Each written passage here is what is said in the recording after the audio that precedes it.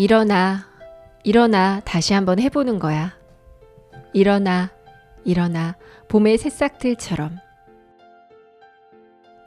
오늘의 뷰티풀 마인드는 김광석의 일어나입니다.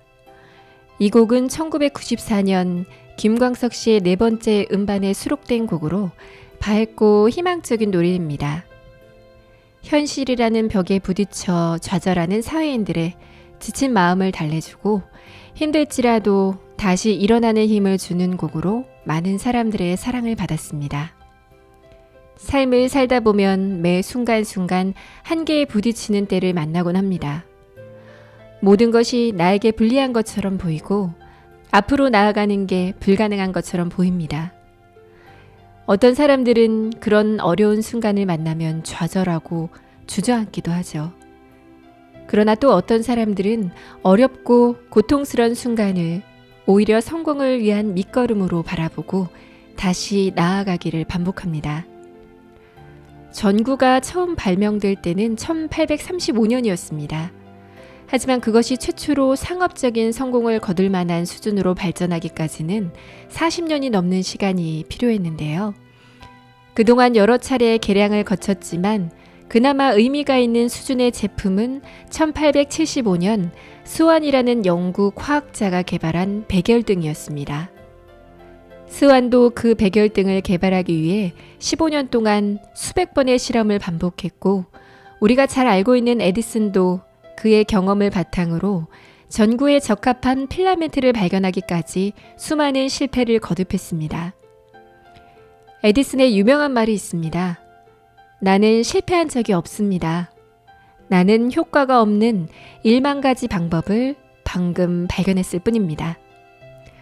그들에게는 실패가 실패로 끝나는 것이 아니라 새로운 발견을 위한 밑거름이었던 거죠. 2022년 우리나라를 열광의 도가니에 빠뜨렸던 카타르 월드컵을 기억하실 겁니다. 조별리그에서 1무 1패인 상황에서 우리나라는 마지막 3차전을 당시 우승 후보 중 하나로 거론됐던 포르투갈과 치러야 하는 상황이었습니다.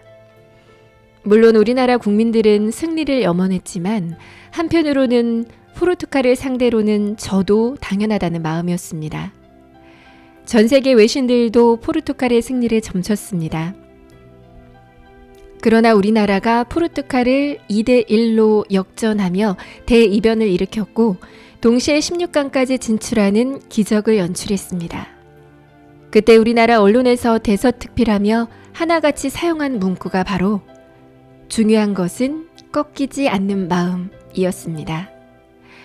아무리 어려운 순간이라도 거듭된 실패로 지친 순간이라도 그동안 걸어왔던 길을 곱씹으며 계속 발전을 거듭한다면 어느 순간 나를 돌아봤을 때 그 누구보다 성장해 있는 나 자신을 발견할 수 있을 겁니다.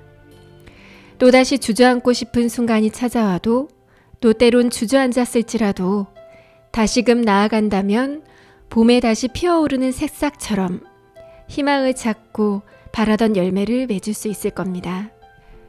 오늘 하루도 열심히 달렸던 나를 위로하고 다독이면서 내일도 다시 일어나 달려가는 꺾이지 않는 삶이 되길 희망하며 오늘의 뷰티풀 마인드였습니다.